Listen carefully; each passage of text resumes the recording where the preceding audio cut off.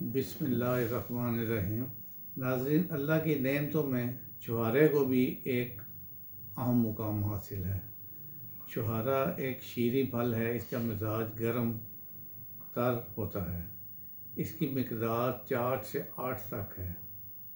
حضور نبی کریم صلی اللہ علیہ وسلم چھہارے کا استعمال کو دل کی طاقت اور مضبوطی کے لیے تجویز فرمایا ہے۔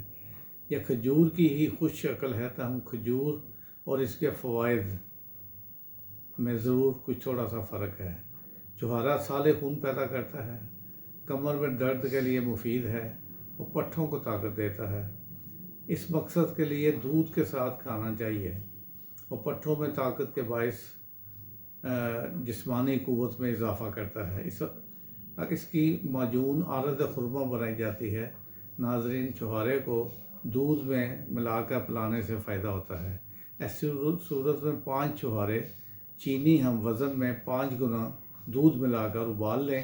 اس سے مردانہ کمزور معدہ والوں کو استعمال نہیں کرنا چاہیے، کیونکہ یہ دیر ہضم ہے اور پیٹ میں نفخ یعنی ہوا پیدا کرتا ہے۔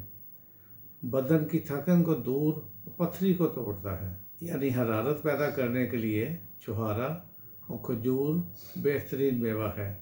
دانتوں کی مضبوطی کے لیے 1 پاؤ دودھ میں 10 عدد چھہارے ابال کر کھانے چاہیے، جو اس سے دانت بڑے مضبوط ہو جاتے ہیں اور مسوڑوں سے خون بہنا بھی بند ہو جاتا ہے۔ جن لوگوں کا ہاضمہ کمزور ہو ان کے لیے 5 چھہارے 10 گرام چینی ملا کر پانی کے ہمراہ استعمال کرنا مفید ہوتا ہے۔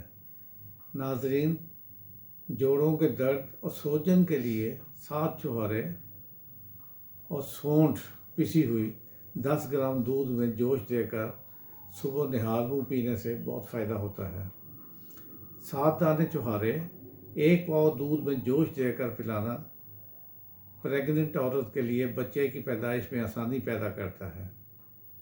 نزلہ زکام کو دور کرنے کے لیے چھہارے 4 عدد اور ملٹھی 20 گرام کا جوشاندہ بنا کر پلانے سے انسان کو پسینہ آ کر اس کی طبیعت کھل جاتی ہے اور زکام بھی ٹھیک ہو جاتا ہے۔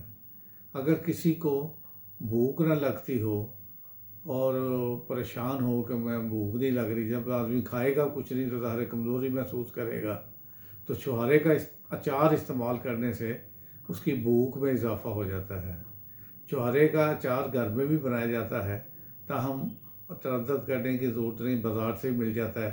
کل انشاءاللہ کسی نئی نعمت کے ساتھ حاضر ہوں گا، تب تک کے لیے اجازت دیجیے۔ ہنستے وستے رہیے۔ خدا حافظ۔